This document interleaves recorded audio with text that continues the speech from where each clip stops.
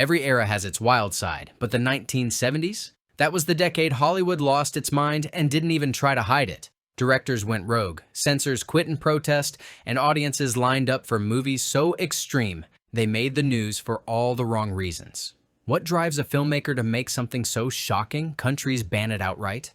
And which films cross that line so hard the world is still talking about them decades later? Get ready, because you're about to meet the most brutal exploitation movies the 70s ever unleashed. Sugar Cookies, 1973. If you want to see how low even future Oscar winners were willing to go to break into Hollywood, look no further than Sugar Cookies. Forget red carpets. This is a story that begins in the gutter and somehow manages to dig even deeper. Before Oliver Stone became the king of political thrillers, he was just another desperate writer-producer clawing his way up in an industry that only cared about shock value. Co-written and produced by Stone himself, Sugar Cookies is a sleazy murder mystery wrapped in an erotic fever dream, then dunked in the acid bath of 1970s exploitation. The plot? Picture this. A rising actress gets caught in a twisted game orchestrated by a predatory filmmaker only to wind up murdered.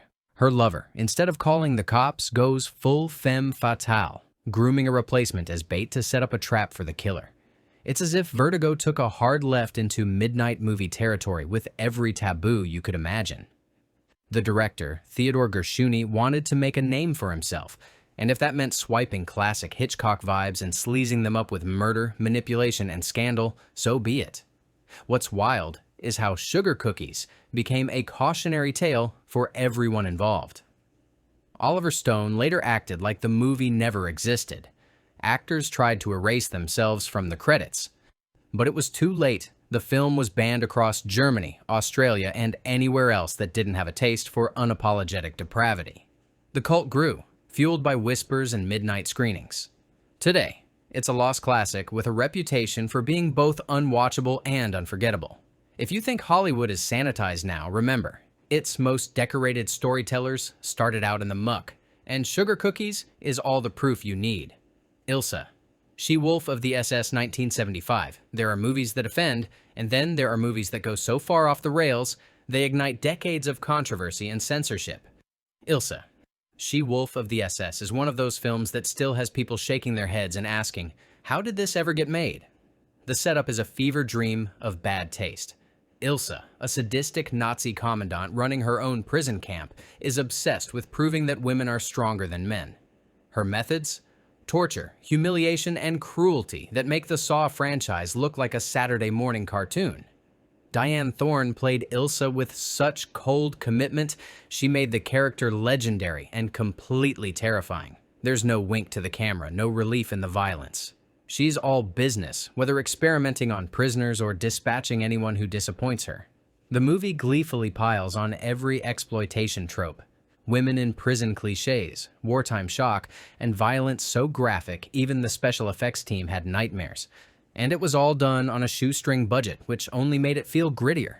But here's the twist. Despite efforts to bury the film, some cast members even tried to sue their way out of the credits.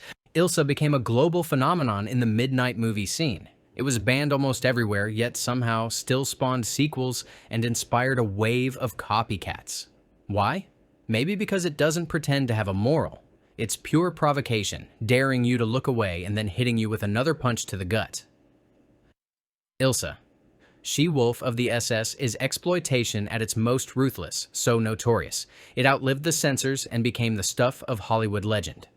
Caged Heat, 1974.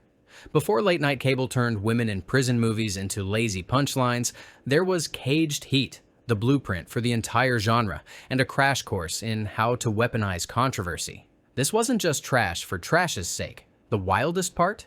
Caged Heat was directed by none other than Jonathan Demme, the future Oscar-winning director of The Silence of the Lambs. But back in 1974, he was just another filmmaker hustling in Roger Corman's grindhouse boot camp, where the only real rule was, make it wild, make it fast, and whatever you do, don't hold back. From the first scene, Caged Heat goes for the jugular.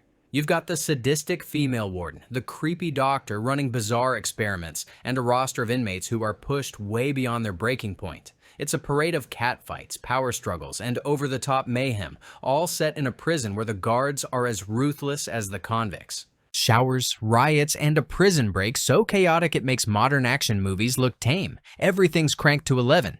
But there's a bizarre twist of progressiveness underneath all the grindhouse sleaze. Amid the chaos, Demi slips in moments of genuine camaraderie and even hints at rebellion against corrupt authority. Critics noticed. Caged Heat was called strangely progressive by some reviewers, a rare badge of honor for a movie shot on a shoestring and loaded with drive-in theater bait. The film made waves, got banned in multiple countries for its relentless brutality and boundary-pushing scenes, and launched Demi's career straight out of the gutter. Years later, when Demi was collecting Oscars, Caged Heat was the dark secret that proved even Hollywood's finest sometimes start in the wildest corners of the business. Forget respectability. Caged Heat earned its place by never apologizing for what it was. Pure, unfiltered mayhem in a world where survival meant breaking every rule. Pink Flamingos, 1972. If you ever wondered what cinematic anarchy looks like, Pink Flamingos is the answer, and it's a movie that doesn't just cross lines, it sets them on fire. John Waters, the self-appointed pope of bad taste, once called this film cinematic terrorism, and he wasn't joking. Armed with nothing but a shoestring budget, a handful of gleefully outrageous friends, and a Baltimore attitude, Waters set out to make a movie that would break every rule in the book, and then some. The plot, if you can call it that, revolves around Divine, a drag queen, criminal mastermind, and the reigning filthiest person alive. When a pair of rival degenerates tries to steal Divine's title, an all-out war of depravity erupts, featuring public indecency, real animal abuse, and the infamous scene that still gets talked about in whispers. Waters wasn't after shock value for its own sake. He wanted to torch the boundaries of what was acceptable on film, and he did, gleefully.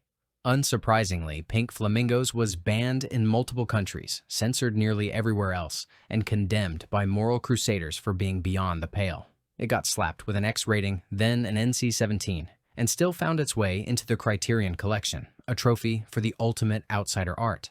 Fans turned it into a midnight movie ritual, while unsuspecting audiences sometimes fled the theater in horror or disgust. Waters relished every second of it, earning a cult following that would redefine underground cinema. Pink Flamingos is more than just a film. It's a dare. Even today, it's a litmus test for the truly adventurous, a badge of honor for anyone who can sit through the entire thing without flinching. Hollywood never saw anything like it before, or since. And honestly, it's hard to imagine it ever will again. The Arena, 1974. When you hear Pam Grier in an exploitation movie, you probably think of 1970s blaxploitation classics set in gritty city streets. But The Arena throws her and her co-star Margaret Markoff right into the Colosseum of ancient Rome, and the result is one of the wildest genre mashups ever jammed onto a drive-in screen. This isn't just another tale of swords and sandals, it's a gladiator movie on a bender, loaded with all the blood, chaos, and forbidden spectacle that got films banned in half the world. Here's the pitch. Two enslaved women, one black and one white, are forced to battle for their lives in front of jeering Roman crowds. What nobody counted on. These women become so popular that their struggle sparks an outright rebellion. The violence is relentless, the costumes are as revealing as the censors would allow, and the camera never misses a chance to highlight the gritty reality of their fight for survival. The film was shot on leftover sets from Ben-Hur and Cleopatra, which is like staging a bar fight at the Louvre, giving it a strange, epic scale on a shoestring budget. Director Steve Carver never tried to class up the material. Instead, he leaned into the spectacle, delivering a parade of combat scenes, betrayals, and unexpected moments of camaraderie between the fighters. Pam Grier called it fun trash, but The Arena was more than that. It was a full-throttle challenge to Hollywood's double standards about what audiences could handle. Naturally, it didn't escape the censors' notice. The sheer brutality and unfiltered energy led to bans in several countries, and in the US, it became a cult hit for audiences craving something raw and unrefined. Today, The Arena is a hidden gem that proves even the wildest exploitation movies can have something to say about power, loyalty, and refusing to play by anyone's rules. Thriller, a cruel picture, 1973. If you think revenge thrillers peaked with Tarantino, think again. Because Thriller, a cruel picture, was raising eyebrows and making audiences squirm way before Kill Bill turned vengeance into a ballet. Swedish in origin, but a fixture on the Hollywood grindhouse circuit, this film was so raw, so relentless, it was banned nearly everywhere it played. And there's no question why. What starts as a story of trauma explodes into a hyper-violent rampage that makes most brutal movies look like fairy tales. The setup is as harrowing as it gets. Christina Lindbergh plays a mute young woman, kidnapped as a child and forced into a life she never chose. What her captors don't realize is that behind those wide, haunted eyes is a survivor plotting every detail of her comeback. She endures beatings, exploitation, and, in the film's most notorious moment, has her eye gouged out, a sequence so realistic, rumors spread that it was done for real. Instead of giving in, she spends the rest of the movie transforming herself into a one-woman army, training with guns, swords, and martial arts to exact a revenge that's shockingly methodical and blood-soaked. Director Bo Arne Vibenius knew exactly what he was doing. He wanted to make a commercial-as-hell crap film that would get people talking, or maybe just gasping in horror. He even had the cast sign secrecy contracts to keep his name off the most notorious prints. The film was so extreme, it was banned in Sweden, Australia, and multiple US states. Of course, that only made it more desirable for the late-night crowd. Tarantino openly admits that this movie changed his idea of what revenge films could do. If you track down an uncut version, you'll see why Thriller doesn't let you look away. And by the end, you're not sure who's getting punished more, the villains or the audience. It's as cult movies get. And it's still the gold standard for cinematic payback gone completely berserk. Hollywood Boulevard, 1976. Meta before meta was cool. Hollywood Boulevard is the wild, self-aware send-up of the very exploitation industry that made the 1970s so legendary. Produced by the infamous Roger Corman and directed by Joe Dante in his debut, this film turns the lens back on Hollywood itself, where every back alley has a story, every dream comes at a price, and the only thing cheaper than the sets are the stunts. What you get is a whiplash, tongue-in-cheek movie about the chaos behind the chaos. One so chaotic, it's amazing any studio allowed it to exist at all. The premise is simple, but genius. An aspiring actress comes to Tinseltown and ends up working for the most hopeless, accident-prone movie company you've ever seen. The directors are out of control, crew members are dropping like flies, and deadly accidents on set are just another day at the office. Roger Corman, ever the provocateur, challenged Dante to make the film in just 10 days using nothing but leftover scraps from the New World Pictures archive. The result? Explosions, recycled scenes, and a plot so bonkers you almost forget to notice the cameos from Corman regulars sprinkled throughout. But Hollywood Boulevard isn't just a clever joke. It's a love letter, albeit a very twisted one, to the entire genre of exploitation movies, poking fun at their low budgets, over-the-top violence, and shameless pandering. The film earned Dante a ticket straight into the Hollywood big leagues, setting him up for future cult classics like Piranha and Gremlins. Even with its meta edge, Hollywood Boulevard didn't escape controversy. Its depiction of on-set chaos and reckless filmmaking struck a nerve, and some theaters refused to show it. For those in the know, though, it became an instant cult favorite, a winking, knowing, hilarious takedown of Hollywood's dirtiest secrets, told by the people who knew them best. Blacula, 1972. You might not expect a blaxploitation vampire movie to ruffle censors, but Blacula did more than just push boundaries. It broke new ground for horror and representation, all while packing in the kind of campy thrills that got it banned and heavily censored in certain countries. At a time when Hollywood's horror villains were still mostly old world, Blacula brought fangs and funk straight to the streets of 1970s Los Angeles, and the result was unforgettable. William Marshall stars as an 18th century African prince turned vampire by none other than Dracula himself. Cursed for eternity, he awakens in modern-day LA, where he's soon stalking the night, hunting for blood, and, in a twist, romance. What makes Blacula more than just another B-movie is Marshall's performance. He insisted his character be played with dignity and depth, not as a caricature, and that decision gave the film real emotional weight. add in some inventive horror sequences, wild costumes, and a soundtrack that could only come from 1972, and you've got a movie that's impossible to ignore. But Blacula wasn't just a novelty. It was a box office smash, hitting the top 10 and spawning a sequel. It was also controversial enough to see bans and major edits in several countries. Thanks to its violence, provocative content, and, let's face it, the fact that it broke every rule about what horror should look like. Still, it paved the way for more diverse storytelling in the cinema genre and gave horror fans a new icon to cheer on and sometimes jeer. Today, Blacula is celebrated as a trailblazer, part creature feature, part social statement, all wrapped up in a glorious over-the-top exploitation package. It's proof that sometimes breaking the mold is exactly what gets a film banned. And exactly what makes it last. Supervixens, 1975. If you've ever wondered just how far a filmmaker could push the boundaries before the censors came knocking, look no further than Russ Meyer's Supervixens. No MPAA rating would touch it. Some U.S. cities outright banned it for indecency.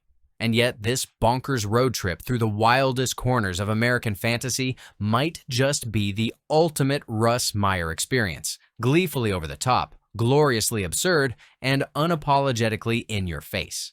The plot, such as it is, follows a hapless gas station attendant who gets framed for murder and ends up on the run across a surreal landscape, populated by larger-than-life women and cartoonishly violent lunatics. Along the way, he's confronted by explosive fistfights, outlandish set pieces, and enough chaos to make even the most jaded midnight movie audience drop their popcorn. What passes for story is really just a springboard for Meyer's signature blend of outrageous physical comedy, slapstick violence, and a parade of characters so outrageous they seem ripped from a fever dream. What really sets Supervixens apart, though, is Meyer's directorial bravado. He partially funded the film himself, shot it with almost zero oversight, and packed it with enough visual insanity to keep the censors permanently on high alert. From full-scale explosions to jaw-dropping brawls, there's a sense that anything could happen, and usually does. Paul Gleason, who would later show up as the pencil-pushing bureaucrat in Rambo, First Blood Part 2, is right at home here, delivering the kind of unhinged performance that Meyer's films thrive on. Despite, or maybe because of, its total disregard for good taste, Supervixens became a touchstone for the exploitation genre. The movie's unapologetic energy, wild editing, and relentless pace made it both infamous and influential. Some call it a disaster, others a masterpiece of trash cinema. Either way, it's a film that couldn't have happened in any other decade, or with any other director at the helm. I Spit on Your Grave, 1978, aka Day of the Woman. Few films have ever inspired more heated debate or more outright bans than I Spit on Your Grave. Originally released as Day of the Woman, this movie didn't just push the envelope, it ripped it to shreds and then set it on fire for good measure. The story follows Jennifer Hills, a quiet young writer who retreats to the countryside, only to be brutally attacked and left for dead by a gang of locals. What happens next is a cold, methodical, and often excruciating depiction of vengeance. One that polarized audiences, outraged critics, and landed the film on banned lists across the globe. Director Mir Zarchi insisted that his film was meant as a response to real-life violence, but nothing could prepare viewers for what awaited them in the theater. The revenge scenes are raw, unflinching, and deliberately discomforting, challenging the audience to grapple with questions about justice, trauma, and the thin line between empowerment and horror. Camille Keaton's performance as Jennifer is both vulnerable and unyielding, giving the film a strange power that lingers long after the credits roll. Censors in countries like Australia, Norway, and Ireland weren't having any of it, banning the movie outright, sometimes for decades. The UK went so far as to repeatedly ban and unban it, fueling its legend as the ultimate video nasty. Critics like Roger Ebert called it a vile bag of garbage, but that didn't stop audiences from flocking to see what all the fuss was about. Against all odds, the film grossed over $5 million on a $650,000 budget, proving once again that trying to kill a controversy only makes it stronger. I Spit on Your Grave remains one of the most polarizing films ever made, loved, hated, endlessly discussed, and never truly forgotten. If the goal was to leave a mark, it succeeded in the most explosive way possible. Last House on the Left, 1972. When Wes Craven made Last House on the Left, he was a young filmmaker with nothing to lose and a burning desire to see just how far he could push his audience. The result? A film so raw and unsettling that theaters refused to show it, censors hacked it to pieces, and entire countries flat out banned it. Decades later, it's still talked about as the granddaddy of shock horror, a movie that doesn't just cross the line between art and exploitation, but dances on it with both feet. The setup is deceptively simple. Two teenage girls head to the city for a rock concert, only to fall into the hands of a gang of sadistic criminals. What follows is a nightmarish spiral of violence, humiliation, and retribution, all shot in a grimy, documentary style that makes everything feel uncomfortably real. There's no Hollywood gloss here, just relentless cruelty, bleak humor, and a growing sense of dread that never lets up.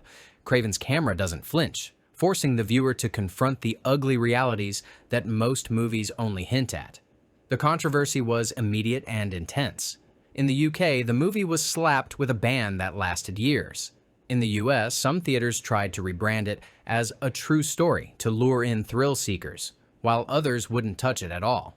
It became a lightning rod for debates about censorship, morality, and the power of cinema to shock audiences out of their comfort zones. Yet, despite or because of all the outrage, Last House on the Left made its mark as a pioneer of gritty, realistic horror and a rallying cry for filmmakers tired of playing it safe. Craven would go on to become one of horror's true legends, but he never again made anything quite this raw. Last House on the Left remains a testament to the dark, wild freedom of 1970s exploitation, a film that challenges you to look away and dares you to keep watching. The Texas Chainsaw Massacre, 1974. There's a reason people still whisper about the Texas Chainsaw Massacre. This film is the original fever dream of American horror, a nerve-shredding nightmare that turned low-budget grit into box office gold and got itself banned in more countries than some war documentaries. Forget what you think you know from the endless sequels and reboots. The original 1974 film was a jolt of pure terror, made by a crew of rebels and outcasts who had no idea they were about to change horror forever. Director Tobe Hooper had almost no money, an inexperienced cast, and a sweltering Texas summer to contend with. What he ended up with is a film that feels like it escaped from someone's worst dream. The story is simple, but terrifying. A group of friends on a road trip stumble upon a deranged family of cannibals and their human skin mask-wearing enforcer, Leatherface.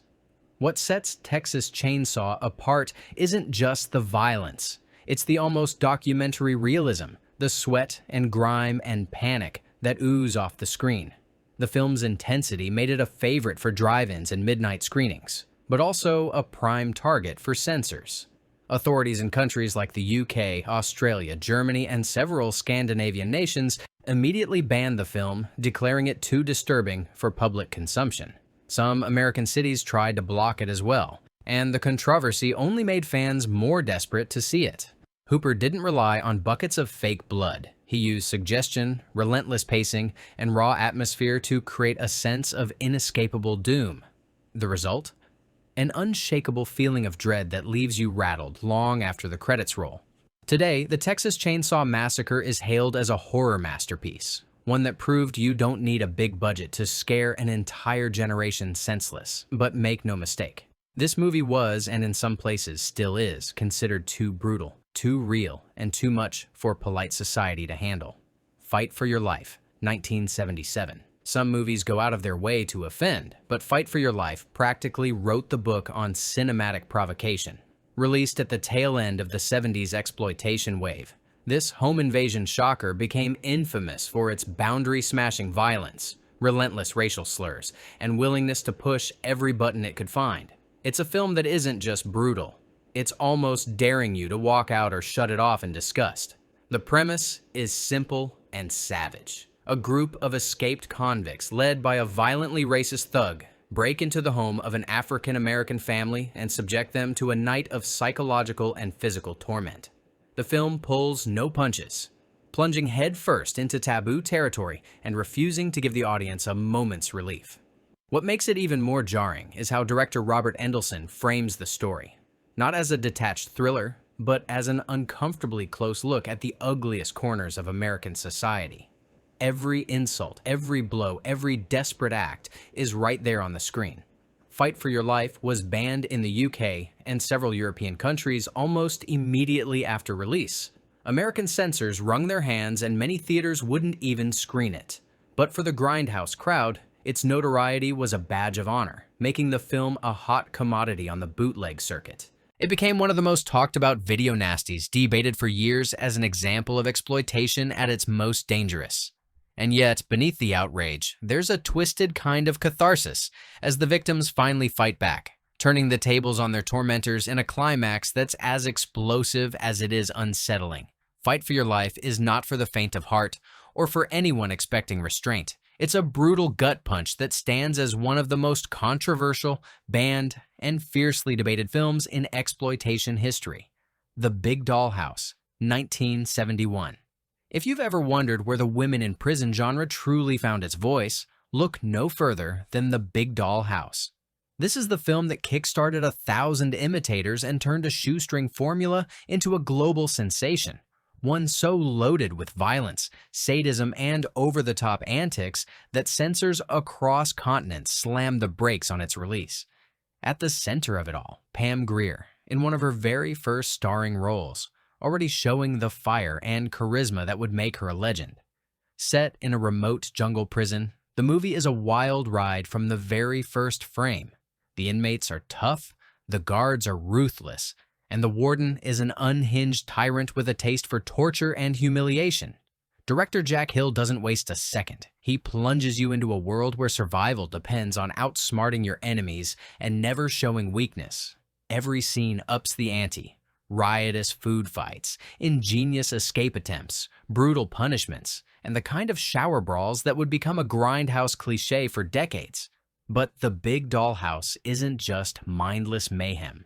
Hill injects a surprising sense of camaraderie among the prisoners, giving them depth beyond the stereotypes and letting Pam Grier steal scene after scene with her raw, magnetic energy.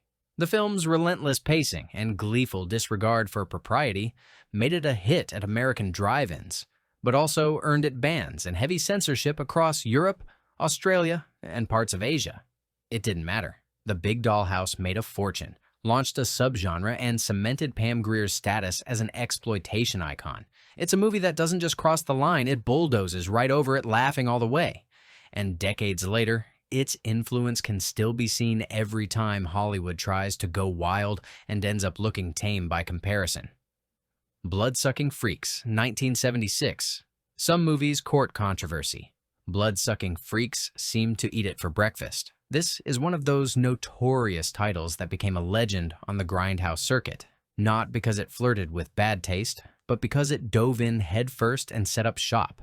Directed by Joel M. Reed and marketed as Theater of the Macabre, this film is the stuff of urban legend, rumored to be so vile and outrageous that even seasoned horror buffs were left shaken. The plot centers on Sardu, a sadistic theater impresario in New York City who stages live performances that are anything but make-believe. With his mute sidekick Ralphus, Sardu kidnaps women off the street and subjects them to a relentless parade of over-the-top tortures, brainwashing, and grisly special effects that blur the line between reality and performance art. Nothing is sacred, nothing is subtle, and every scene is cranked up to 11 in terms of sheer shock value. The acting is deliberately campy, the humor is pitch black, and the film seems engineered to offend anyone with a pulse. Censors around the globe were quick to respond. The film was banned outright in the UK, New Zealand, Australia, and several other countries. Even in the US, it faced lawsuits and ongoing legal battles over its content, and many theaters refused to screen it. Critics denounced it as tasteless trash, but that didn't stop it from developing a devoted cult following. VHS copies were traded like contraband among horror fans who wanted to test their limits. In the end, Blood-Sucking Freaks is a badge of honor for anyone who claims to have seen it all. It's not for the squeamish, the easily offended, or anyone expecting an ounce of restraint. But if you're drawn to the wildest fringes of 1970s exploitation cinema, this is the final boss, the one movie you have to see or at least survive to believe. So, what do you think? Did Hollywood cross the line, or did it just redraw it? These 15 films didn't just get banned. They rewrote the rules for what a movie could be, shocking censors, thrilling audiences, and inspiring countless filmmakers to take risks nobody else would dare. Which one would you brave or never ever touch? Drop your thoughts below, hit that subscribe button for more wild movie history, and share this with anyone who claims they've seen everything. Because trust me, after these films, you might need to rethink what too far really means.